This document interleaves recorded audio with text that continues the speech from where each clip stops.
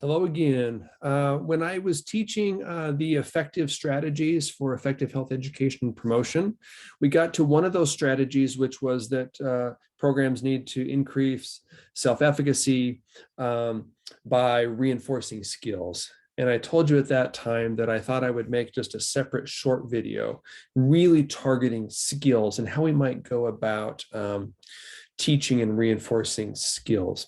So this is that video. It'll be very brief, but I just think that this is such an important component of our health promotion, and our programs need to make sure that we're always emphasizing skill development, skill reinforcement. Again, when we don't focus on skills, when we just say, this is the behavior you need to engage in, this is what you should be doing, but we don't teach people how to actually reach that and how to actually engage in that behavior, then all we've done is we've increased anxiety, and that anxiety can often lead to guilt and to shame and be really counterproductive. So let's go through some specific thoughts on skills. Number one, health promotion. What we're talking about here in this module is really the process of enabling people, empowering people, giving them what they need to know and do to increase control over and improve their own health. We really want people to feel, to be self-reliant and to really recognize that, okay, I can do the things I need to do. And that is at the heart of health promotion and health education, and really emphasizes the importance of skills as we talk through that. So for skill development, I've tried to sum this up by saying health promotion efforts, they absolutely aim to increase individual self-efficacy related to specific health behaviors through skill development. And again, self-efficacy is something that shows up in almost every health behavior change theory. This is something Dr. West really emphasizes in his module. So self-efficacy, it's this belief that I can do the things that I've been asked to do.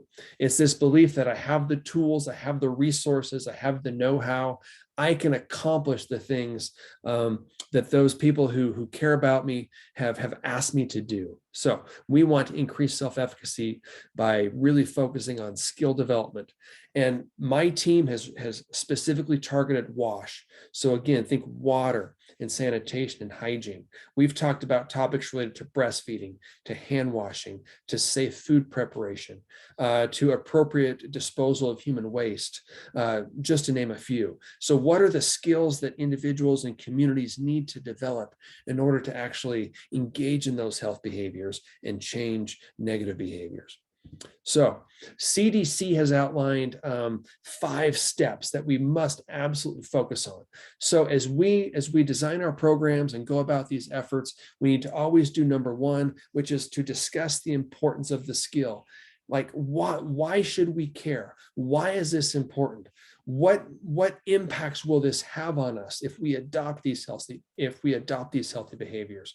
How will breastfeeding help us? How will hand washing bless the lives of our children and help prevent diarrheal disease? So this is number 1. We need to bring this hard. We're not just presenting health information.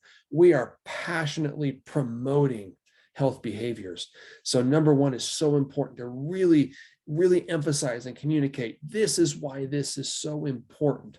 Then number 2, we need to present the steps for developing that particular skill. So often we make things overly complex. We need to simplify. Are there some specific steps? So the steps to effective breastfeeding, the steps to effective hand washing, the steps to effective disposal of human waste. Now we need to break these steps down into really small chunks. If a behavior can be taught in 1, 2, 3, or 4 steps, then we're very likely to have success. If there's 18 steps to a behavior, it's unlikely that we'll be successful in helping people and communities adopt that behavior. So we need to really streamline, simplify, present things in probably between 4 and 6 steps. Step 1, 2, 3, 4, 5, 6. That's actually going to really set us up for success. So we've discussed the importance of the skill. we've very simply said, here's how you accomplish or engage in that specific skill or that behavior. Now we need to model it. We need to model, what does this look like? And we can do that as health workers, as community health workers, in a clinic, in a community setting, in an individual's home. We can actually do this in an effective video or public service announcement, but we need to model what that looks like. And sometimes we're actually modeling how we overcome particular challenges and obstacles in engaging in that skill. So we've told them why it's important. We've told them how to do it. Now we've shown them this is what it looks like. Number 4 now is essential. We need to give individuals and families the opportunity to practice that skill. So we don't expect people to be perfect all at once. It's going to take several tries, several attempts and trials, and that's okay. But allow them to practice and then give them some feedback. Feedback needs to be specific. Comments like, "You've done very well, that's great," or "You didn't do that right, that was really poor," are not very helpful. What did they do that was good? Specifically point that out. And what did they do that was poor? Specifically point that out. So as individuals and families have opportunities to practice a specific skill, we can then provide feedback and reinforcement. Really continuing to encourage them to be positive, to say, "You did a great job on A, B, and C, and it looks like you could improve over here in this aspect," and specifically give them how they might, some thoughts on how they might improve. This is CDC's model for teaching skills and helping people increase self-efficacy for particular health behaviors, is to always make sure they understand why the skill is important, how they can do it, that they've been shown what it looks like, that they've had opportunities themselves personally to practice the skill and receive some feedback from someone who's knowledgeable, who cares for them. That's it right there. Now, I could be done, but I want to give you a couple of examples of what this might look like in a program. How might you actually operationalize these 5 steps? So here's one example. And I did this with a program in Central America, and I think it was very successful. And it rhymes in English, so that's very helpful as well. We focus on 3 things: know, show, and go. Know is really making sure that this family or this community, whoever we're working with, that they know the importance of the skill, right? And they know how they can engage in that skill. What does it look like? Then the show is it being modeled for them. And again, it could be everything from modeling, like addressing challenges and overcoming despite certain obstacles. It could be showing them how they can tap into additional resources, or how they can do 1 or 2 things to increase, say, the amount of animal source proteins in their children's food. Like, here's how this looks. Here's how this food preparation looks. Here's how it looks like when you're at the market and when you're actually selecting these food choices. Here's what it looks like maybe when you're preparing the food. So we've got the know, then we show them, and then we allow them to go and to try it on their own, and to see what works for them, to see what's most helpful for them and for their family in their particular situation. And after they go, we give them some feedback and we say, "Okay, excellent, you were successful here and here. What might you do next time to continue to build on this success?" Or, "Oh, this didn't work for you. Okay, let's come back and let's discuss together how we might improve this, and then we can move forward again."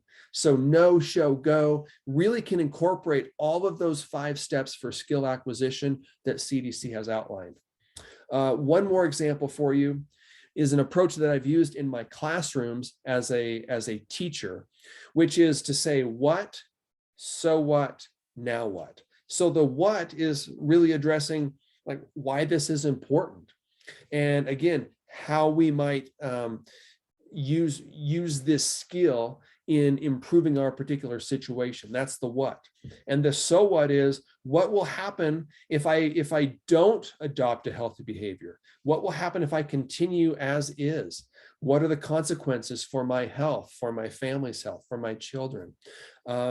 So yeah, like from what is the behavior and why it's important is really brought in with that so what.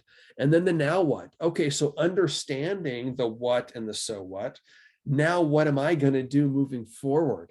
What are the steps? What are the individual behaviors and the health practices that I'm going to really prioritize so that I can move forward? So this one may or may not be effective depending on the program, depending on your population. It's been a real easy way to kind of simplify and focus on skills, why they're important, what happens if I engage in these, and practice these skills, or if I don't, and then how do I move forward with this new knowledge and these new behaviors. So that's been helpful for me in my classroom. Another approach that we've used as a team here at BYU, because depending on where we're promoting health, and we've had opportunities for programs in East Asia, in the Philippines, in Mongolia, in Sub-Saharan Africa, essentially all over the world. And individuals have unique circumstances, and there are specific challenges. There are resources available in one area and maybe not in another. So how do you really make a health promotion program? How do you make your effort really responsive to everyone and not overwhelming? How do you make sure that individuals can, given the restraints that they have, continue to move forward, even if it's just a small increase? It's helpful for us. So this approach we call leveling up. And it's really, and I've got it written out here for you here, but it's really to focus on one small, tiny, doable behavior. You may not be able to reach the gold standard given your resources and your limitations, but you can improve incrementally. So a small improvement is still worthwhile. It's still important. You may not always have access to clean water, but what are the things that you can do with the water that you have access to? You may not always have, the gold standard for a toilet and a wash basin and all, but what do you have, and how can you use those resources to improve your health? So again, one tiny behavior is still helpful, and one doable behavior is exactly what we may need to focus on. Is there just one specific skill? We don't need to tackle everything all at once. Is there one thing we can do today or this week or before we visit you again next month? Is there one thing that you can do? We're always building, always improving. It's interesting, for each of us, myself included, my children included, if we're always improving, if we're a little better today than we were yesterday, if we're a little more consistent this week with certain behaviors that will absolutely bless our lives, then we're far better off than we were last week.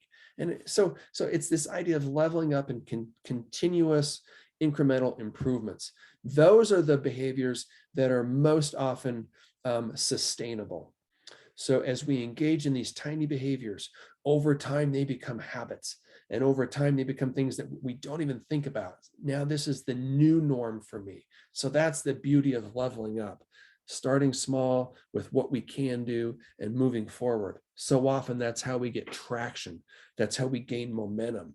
And that's really how we change individuals, families, communities. That's really how we do it, is through leveling up. So if I can just end with this, as we've talked about skills, sometimes it's still kind of abstract and like, what are we really saying as we talk about skills? So let me just give you a couple of examples. There may be some specific communication skills, how we talk with one another, that are going to change the dynamic in our homes and in our communities. So there are specific communication skills that may or may not be targeted in your programs. Goal setting skills are really important to set specific goals for new behaviors and how we're going to move forward. Those goals, again, they need to be specific. We need to be able to measure our goals so we actually know when we've accomplished them. Goals need to be realistic.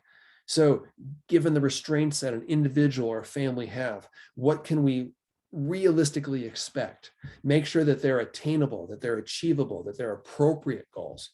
And finally, goals need to have some type of time restraint. So when will we accomplish this goal? So often we set very large goals and we don't have any expectation for when those goals will be met.